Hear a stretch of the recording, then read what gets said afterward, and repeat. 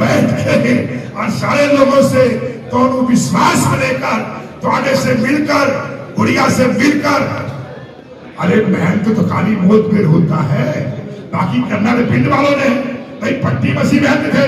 परेशान हुए कहीं 151 कुड़ी की शादी करना है तो चेहरे से बोलता हूँ शहर के सारे लोगों से मिल कर बात कर, लोगों से मिलजुल कर ही शिव जी के शिवरात्रि पे तमाम बड़े से बड़े भोजन होते हैं।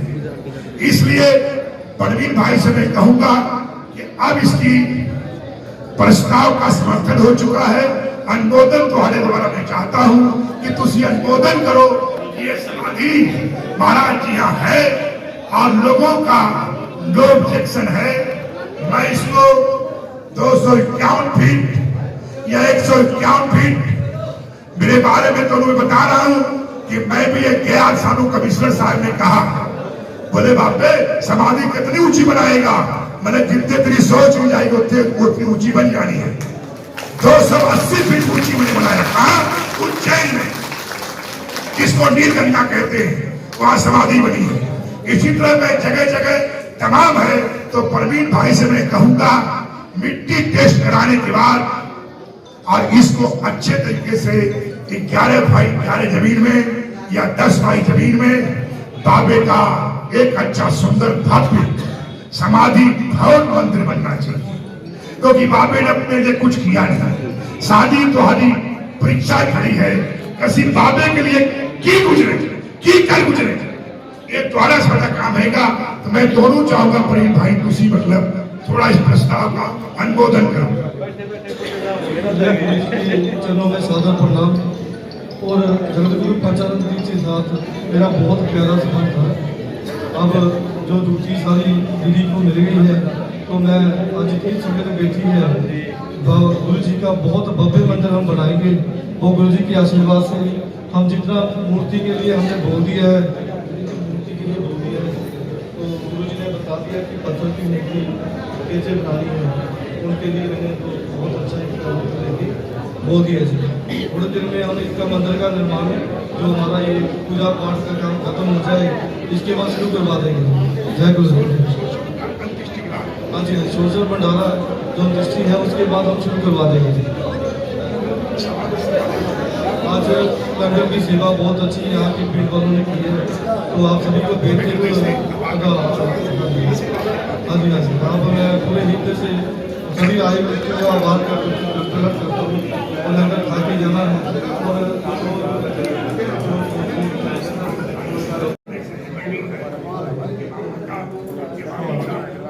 सारे जितने भी सारे परिवार के लोग हैं, इनके मैं हृदय से जो है आभार व्यक्त करते हैं, हृदय से।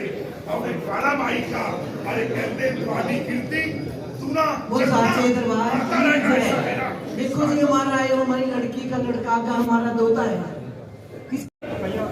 शिव माने जीव, जीव माने शिव, और शिव माने कैलाश उनके पास। महाराज जी, जिस तरीके से आज जगत गुरु पंचानंद गिरी जी हमारे बीच नहीं है और आज उनकी जो है समाधि दी जा रही है, और आप सभी जो है संतगण यहाँ पर पहुँचे हैं, और पंजाब ही नहीं देश भर में जो है उनका नाम था एक, तो क्या कुछ कहेंगे आप?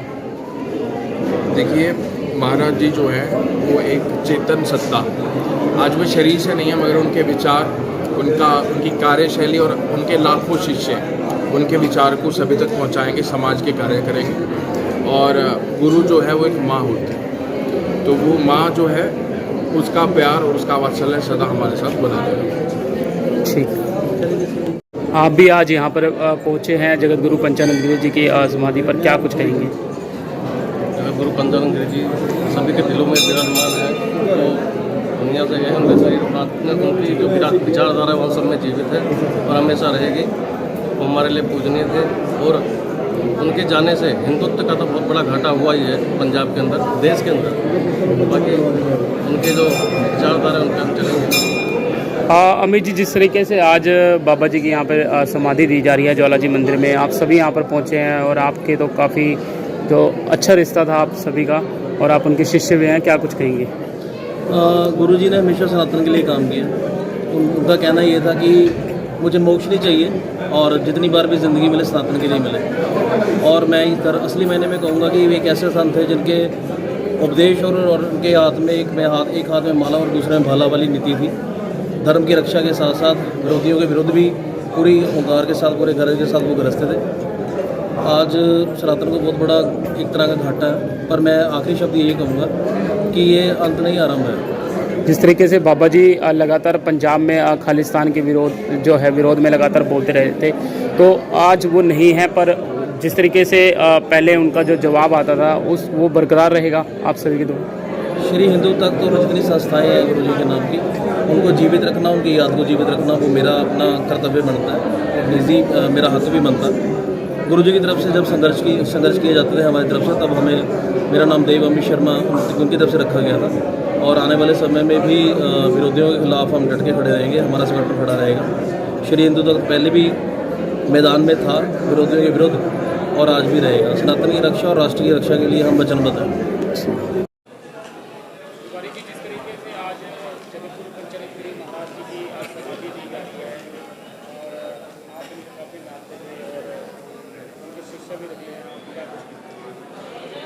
आनंद श्री विभूषित जगत गुरु पंचानंद गिरी महाराज जी जो मेरे गुरुवर थे, पिता तुल्य थे, आज वो ब्रह्मलीन हो गए।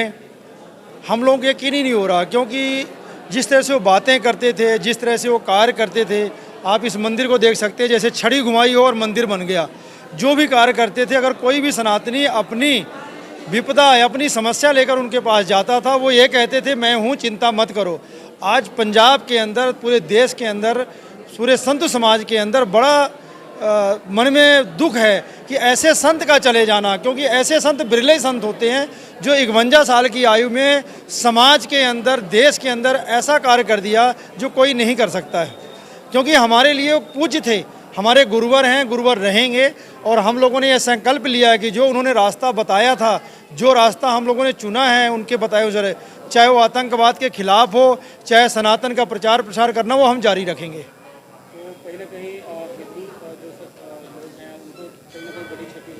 हिंदुओं को बहुत बड़ी क्षति हुई है पंजाब के अंदर, क्योंकि पंजाब के अंदर जो पंजाब का माहौल चल रहा था, खालिस्तान मूवमेंट चल रही थी, उसका विरोध हमारे साथ उन्होंने 80 से लेकर 92 तक उन्होंने बहुत ज़्यादा विरोध किया, अपने परिवार को खोया, लेकिन वो सनातन से नहीं हटे। क्योंकि वो ऐसे संत थे, वो हमेशा यही कहते थे जो देश विरोधी ताकतें हैं उनसे भी लड़ना पड़ेगा, पहले हमारा देश सर्वोपरि है, फिर धर्म है। अगर देश रहेगा तो धर्म रहेगा, और उनके हुए बताए रास्तों पर हम चलेंगे और पहरा देंगे।